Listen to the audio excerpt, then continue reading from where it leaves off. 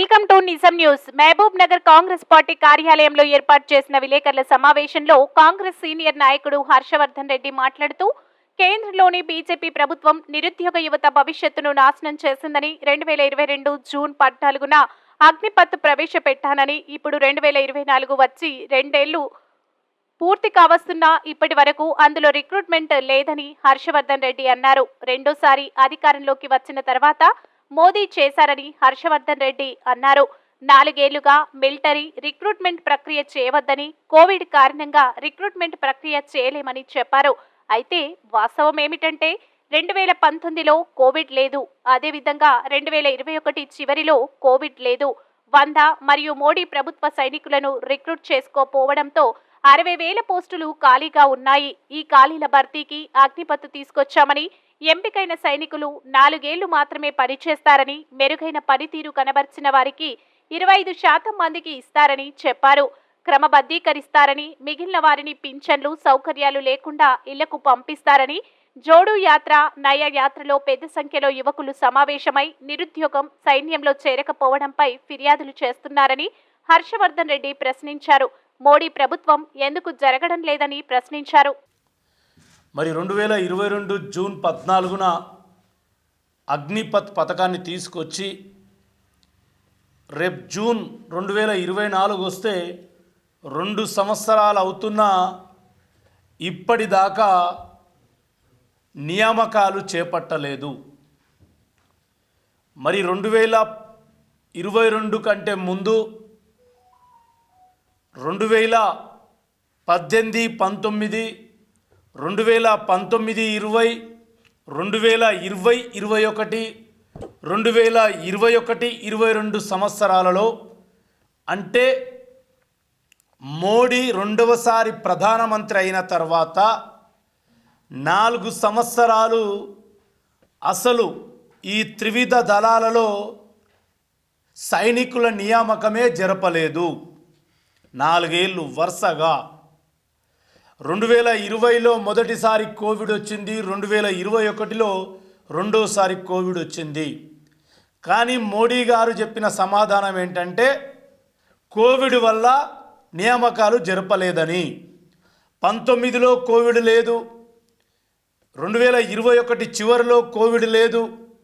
ఆ సాకుతో మోడీ గారు నింపకపోవడం వల్ల 1,55,000 నుంచి 1,66,000 సైనిక ఉద్యోగాలు ఖాళీగా ఉన్నాయి.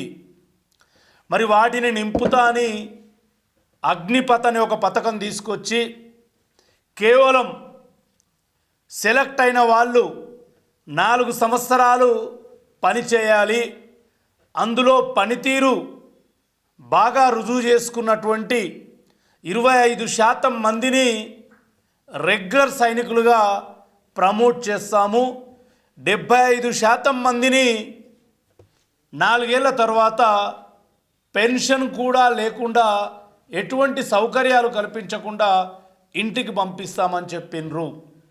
మరి ఆ రోజే అఖిల భారత జాతీయ కాంగ్రెస్ రాహుల్ గాంధీ గారి నేతృత్వంలో దేశవ్యాప్తంగా నిరసన వ్యక్తం చేసి నిరుద్యోగుల పక్షాన పోరాటం చేసి నిలబడ్డటువంటిది రాహుల్ గాంధీ గారు.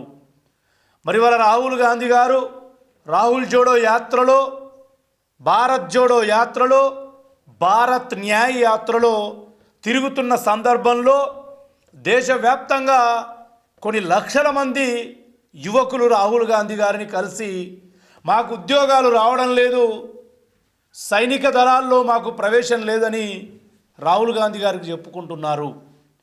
మరి మోడీ గారు ఇవాళ అగ్నిపథ్ను వద్దంటే తీసుకొచ్చినావు, దాంట్లో చేరిన సైనికులకు అగ్నివీరులు అని పేరు పెట్టినావు, ఎందుకు నియామకాలు చేపట్టడం లేదు? దాంట్లో 4 ఏళ్ళు పనిచేయాలి. ఒక సైనికుడు ఆ 4 ఏళ్లలో సరిహద్దు ప్రాంతంలో కానీ లేదా ఏదైనా యుద్ధంలో కానీ పాల్గొని వీరమరణం చెందితే ఆయనకు పెన్షన్ ఇవ్వడు, ఆయన కుటుంబానికి కూడా పెన్షన్ లేదు, ఎటువంటి సౌకర్యం లేదు. మరి సైన్యంలో చేరినటువంటి వ్యక్తి అనుకోకుండా చనిపోతే తనకు కానీ తన కుటుంబానికి కానీ ఒక్క రూపాయి కూడా రాదు ప్రభుత్వం నుంచి అన్నప్పుడు ప్రాణాలకు తెగించి ఎట్లా పోరాటం చేస్తాడో మోడీ గారు ఒకసారి ఆలోచన చేయాలి. ఇవాళ అగ్నిపత్ రద్దు చేయండి.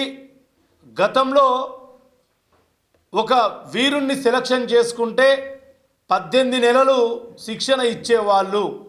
ఇవాళ అగ్నిపత్ స్కీమ్ కింద సెలెక్ట్ అయిన వారికి కేవలం 6 నెలలే శిక్షణ ఇస్తున్నారు. మరి అంత హిమాలయాల్లో మంచుకొండల్లో దట్టమైన అరణ్యాలలో సైనికుడు పనిచేయాలంటే 6 నెలల శిక్షణ ఏమాత్రం సరిపోదు.